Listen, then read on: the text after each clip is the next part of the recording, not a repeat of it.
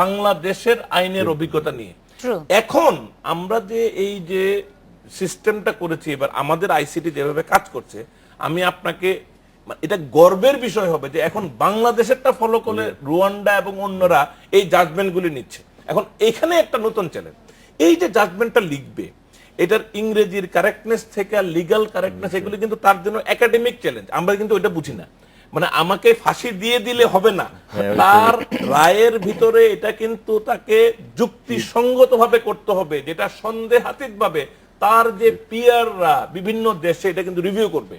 তো একজন বিচারক নিজেকে তো অন্যের কাছে ছোট করবে না, এর জন্য তাদেরকে সময় নিতে হয়, সতর্ক হতে হয়, একবারের জায়গায় 10 বার জাজমেন্টটা লিখে পড়তে হয়। তো আমাদেরকে কিন্তু এইগুলিও বিবেচনা করতে হবে যে এটা একটা সিম্পল একজনকে পানিশমেন্ট দেওয়ার লক্ষ্যে ন্যারো মাইন্ডেড একটা বিচার, একটা রায় দিয়ে দিলাম তা নয়।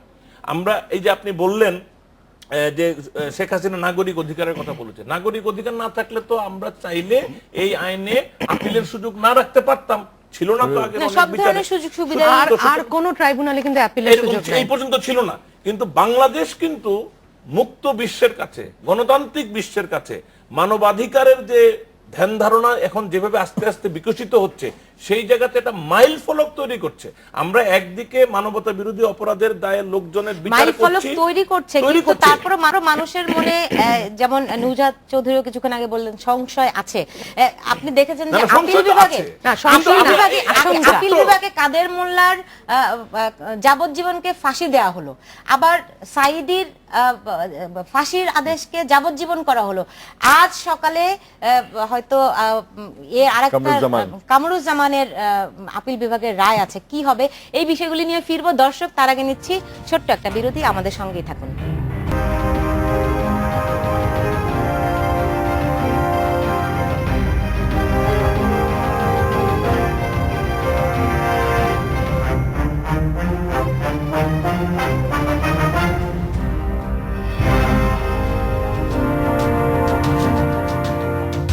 বিরতির পর ফিরে এলাম, দেখছেন বাংলাদেশ এখন। যে আমরা বিরতিতে যাওয়ার আগে আলাপ করছিলাম যে এখন পর্যন্ত আপিল বিভাগ দুটি রায় দিয়েছে, একটি কাদের মোল্লার এবং একটি সাঈদীর, এবং রায় দুটি ঠিক অপোজিট হয়েছে।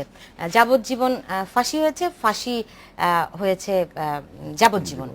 তো আজ সকালে যে রায়টি হতে যাচ্ছে কামরুজ্জামানের, এরকম সংশয় আছে কিনা?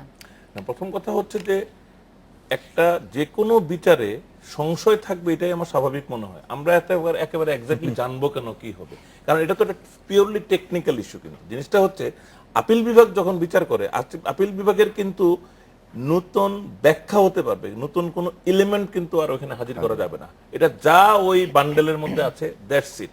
সো তাদের ওখানে লিমিটেশন আছে, বাট ওইখানে ব্যাখ্যা বিশ্লেষণের অবকাশ থাকে। তারা যদি দেখে যে হ্যাঁ তথ্যপত্রের ভিত্তিতে এই জাজমেন্টের মধ্যে কোনো উইকনেস, এটা তারা বলবে। আর এগুলো কিন্তু আরবিট্রারি না। ধরেন আমাদের ট্রাইব্যুনাল যেটা নাকি ট্রায়াল কোর্ট, এখানে ট্রায়াল কোর্টে কিন্তু তারা নিজেদের ইচ্ছা হইলো খেয়াল খুশি মতো রিলিজ দিয়ে দিল, খেয়াল খুশি মতো যাবজ্জীবন, এগুলি কিন্তু সম্ভব না। এটা কিন্তু আইন নির্ধারিত সাজা সব লেখা আছে। সুতরাং অনেকে মনে করে বিচার কি রায় হবে এটা বাইরে থেকে বলা যায় না। বলা যাবে না কেন? আমি ধারণা করে বলতে পারবো এটা এই। যেমন আমাদের যদি আইসিটির যে ট্রাইব্যুনালের যে রায়গুলি দেখেন, আমি লক্ষ্য করছি কি, যার বিচারের ক্ষেত্রে দেখা যাচ্ছে জেনোসাইড প্রমাণ করা যাচ্ছে তার ফাঁসি হচ্ছে, যার ক্ষেত্রে জেনোসাইডটা প্রমাণ করা যাচ্ছে না, অন্যান্য জিনিস প্রমাণ হচ্ছে, তার ক্ষেত্রে লাইফ টার্ম হচ্ছে। এখন আপনি এরপরে দেখেন কোনটা কোনটা কি প্রমাণ হয়, এভাবে বোঝা যায়। সো এটা না বোঝার কিছু নাই, কিন্তু আবার পুরোটা আমরা জানা থাকবে কেন? কারণ এটা তো বিচারকের উপরে, বিচারকের তাইলে জানা থাকলে তো এখানে কিন্তু না, আমি কিন্তু আবার একটু রিপিট করতে চাই, আমার কোনো রকম সন্দেহ বা কোনো রকম সংশয়ের নাই নিজের মধ্যে। অনেকে আতাত অনেক কথা বলে গভর্নমেন্টকে হ্যারাস করতে চাচ্ছে, আমি একেবারেই মনে করি না। আমি যেটা বলছি যে আমি সবসময় বলি যে আইনের ফাঁক ফোকর গলিয়ে বের হয়ে আসতে চাই আমি, এবং আবার একটা পারে কিনা উনি যেটা বলছেন সেটার সাথে আমি একমত হয়ে বলছি যে যা উপস্থাপন করা হয়েছে তার বাইরে তো আসলে অ্যাপিলেট ডিভিশনে যাওয়ার কোনো উপায় নাই। এখন তারা তো গিয়ে দেখবে না যে সাক্ষীকে থ্রেট দেওয়া হয়েছিল, তারা তো দেখবে না যে সাক্ষীকে কিনে নেওয়া হয়েছে, তারা তো দেখবে না যে প্রসিকিউশনের এটা ছিল না সেটা ছিল না, তদন্তকারী টিমের এটা ছিল না সেটা তো তারা দেখবে না। তারা খালি দেখবে হার্ড অ্যান্ড ফাস্ট একেবারে কি তাদের সামনে আছে। এইখানে আমার দুঃখ লাগে যে হয়তো সাক্ষী এমন একজন ছিল যে কথা বললে একজনের ভাষ্যেই সব প্রমাণ হয়ে যেত, সে হয়তো আসতেই পারেনি, আসতে চায়নি, তাকে আনা যায়নি, তাকে মেরে ফেলা হয়েছে সাক্ষী, এরকমও আমরা জানি। হ্যাঁ, অনেক সাক্ষী মারা গেছে। না কেন আহমেদ ইমতিয়াজ বুলবুলের ভাইকে তো মেরে ফেলা হয়েছে, তাই না? এই ওটা অবশ্য অন্য প্রসঙ্গ। না, আচ্ছা, আমরা অন্য প্রসঙ্গে আসি, ঠিক আছে, ওটা নাই আসি। আমি বলছি যে সাক্ষীকে মানে থ্রেট দেওয়া হচ্ছে, সেইগুলো তো অ্যাপিল ডিভিশন দেখবে না। তো আমার একজন শহীদ সন্তান হিসাবে যেটা আমার মানে টেনশন লাগতে থাকে যে মানে সবকিছু তুলে ধরা গেছে কিনা, এত কষ্টের মধ্যে, এত লজিস্টিক্যাল ইয়ের মধ্যে আমরা পেরেছি কিনা, তারা পেরেছেন কিনা, শেষ পর্যন্ত সেটা আইনের ফাঁকফোকর কিছু আছে কিনা, এই জন্য আমার একটা শঙ্কা হয়, আশঙ্কা হয়, এবং মানে প্রত্যাশাটি পূরণ হবে কিনা এই নিয়ে একটু দোদুল্যমানতা থাকতেই পারে আসলে। কিন্তু আমি এখানে নাদিম কাদের আপনার কাছে জানতে চাই যে এই যে আপনি দেখলেন যে অ্যাটর্নি জেনারেল বললেন যে এই রায়ের সময় হরতাল দেয়া এটা একটা আদালত অবমাননার মতো, কিংবা আপনার আদালতের রায়ের সময় এই রায় আদালত সঠিক হয়নি, এই ধরনের মন্তব্যগুলি করা আদালত অবমাননার সামনে। কিন্তু মানে রাষ্ট্র কিংবা কেউ কি এই ব্যাপারে কোনো কিছু করার কি কোনো সুযোগ আছে? অ্যাকচুয়ালি যেটা আমরা সবসময় বলা হয় যে হরতাল হচ্ছে একটা ডেমোক্রেটিক রাইট, কিন্তু আসলে আপনি হরতাল কার বিরুদ্ধে করছেন? হ্যাঁ, সেটাই আমি বলছি, আপনি হরতালটা করছেন কার বিরুদ্ধে? আপনি কি আদালতের রায়ের বিরুদ্ধে হরতাল করতে পারেন না? I don't think there is any law that says you can do it. সেই জন্য আমার মনে হয় যে আমি শুধু অ্যাড করি, আদালতের রায়ের বিরুদ্ধে আপনি ক্ষোভ জানাতে পারবেন, আপিল করতে পারবেন, আপনার তো আইনি ব্যবস্থা আছে কি করতে হবে, রিভিউ করতে অ্যাপ্লাই করতে, এটাই হলো কাজ। যেই হরতালগুলো ডাকা হচ্ছে এটা একেবারেই মানে আনএক্সেপ্টেবল লিগ্যালি। আর আরেকটা যে আমি অ্যাড করতে চাই, আমরা যে আজকে আলোচনা করছি যুদ্ধ অপরাধীদের বিচারের ব্যাপারে সন্তোষ অসন্তোষ, কিন্তু আদৌ যে বিচারটা শেষ পর্যন্ত হচ্ছে এটা কি আমরা একবারও ভেবে দেখেছি? এটা কি আমরা 96 এর আগে আমরা চিন্তা করতে পেরেছি? 96 এ আওয়ামী লীগ সরকার আসলেন, প্রধানমন্ত্রী শেখ হাসিনা ক্ষমতায় আসলেন, তারপর থেকে আমাদের এই দাবিগুলো আমরা জোরদার করতে পেরেছি এবং আমাদের দাবির কি সম্মান জানিয়েই কিন্তু এই প্রসেসটা চালু হয়েছে। তো we must be grateful for that. ঠিক একদম। দেখেন জনাব নাইমুল ইসলাম খান, এটা তো সত্যি যে এই সরকার না থাকলে হয়তো এই বিচার প্রক্রিয়া শুরু হতো কিনা, তারপরও মানুষ কেন আশঙ্কা করে যে সরকারের সঙ্গে জামায়াতের কোনো সমঝোতা হয়ে থাকতে পারে কিনা, আপোষ হয়েছে কিনা কোথাও, কোনো এই সংশয়গুলি কেন আসে? আমি কিন্তু কোন দিকেই তাদের মধ্যে সমঝোতা হওয়ার কোনো সুযোগ দেখি না। আওয়ামী লীগের এখানে পাওয়ার কিছু নাই, জামাতেরও আসলে ওদের কাছে পাওয়ার কিছু নাই। It is impossible. এটা আমি বারবারই টকশোতে বলেছি, এটা যারা বলে নানান কারণে বলে।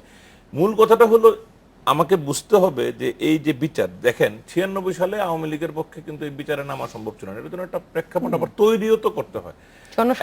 এখন ধরেন আজকে যদি আওয়ামী লীগ নিজের রাষ্ট্র ক্ষমতায় যে দায়িত্ব, রাষ্ট্র পরিচালনার দায়িত্বে থাকাটাকে যদি হুমকির মুখে ফেলে বিচারটা চালায়, তাহলে কিন্তু এটা পুরোটাই ধ্বংস হয়ে যাবে। সুতরাং আওয়ামী লীগকে একদিকে এনশিওর করতে হচ্ছে সে জন্য রাষ্ট্র পরিচালনায় থাকতে পারবে, কারণ সে জানে যতক্ষণ সে আছে ততক্ষণই এই বিচারটা আছে, নইলে পুরো বিচারটাই যদি মাঝপথে কিছু হয়। বলেছে বিএনপি থেকে, এটা এভরিবডি আন্ডারস্ট্যান্ড, কেউ বলুক বা না বলুক, তার কেউ যদি ধরেন কৌশল করে নাও বলতো, but it is understandable, it is so simple.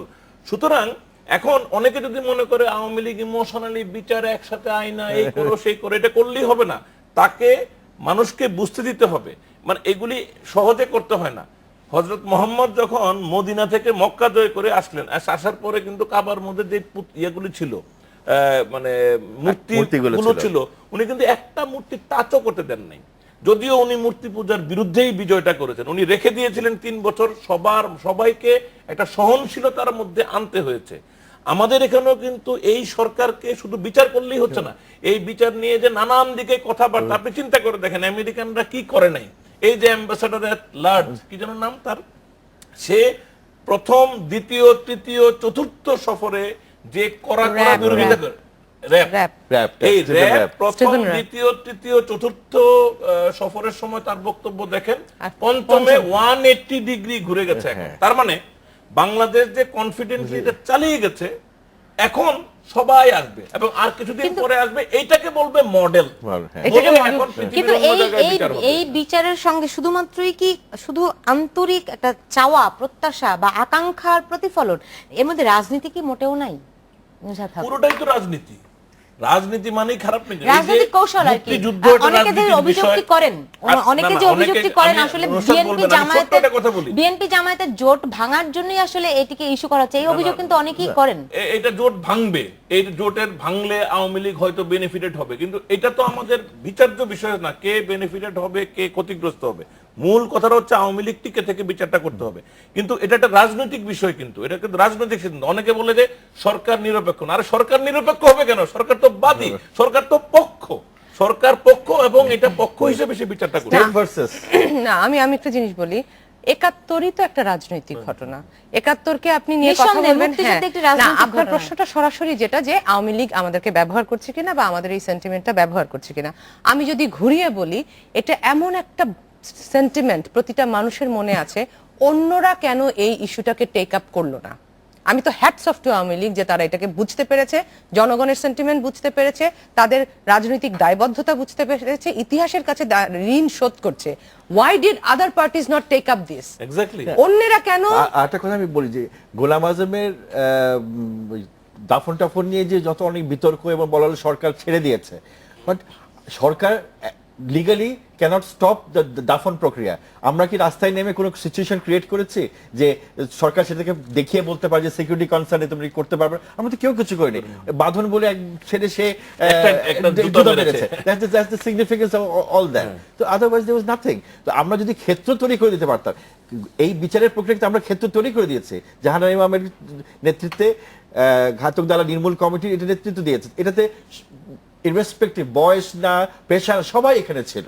আমার মাও এখানে এটার সাথে প্রথম থেকে সরাসরি যুক্ত ছিল। হ্যাঁ, তো সবাই তো এটার মধ্যে ছিল। কিন্তু আমরা কিন্তু অন্যান্য বিষয় কিন্তু ক্ষেত্রগুলো খুলে আমাদের আমরা চাওয়া আছে, চাওয়াটার জন্য তো আমরা গভর্নমেন্টকে বলবো এটা দাও এটা দাও, কিন্তু সেটাকে হেল্প করার জন্য আমাদেরকে একটা না আর চাওয়াটা তো ওনারা তো সকলেই যারা দাবি করছিল, বিএনপি সরকারের কাছে তো এই বিচারটা দাবি করেছিল। সেটা বিএনপি আসলে বিএনপি মানুষের সেই মনোভাবটা বুঝতে কেন পারলো না, কিংবা নুসাদ হক যেটি বলছিলেন যে অন্য দল কেন আসলে ইস্যুটি নিল না, এই বিষয়টা নিয়ে ফিরবো। দর্শক, তার আগে নিচ্ছি ছোট্ট একটা বিরতি, আমাদের সঙ্গেই থাকুন।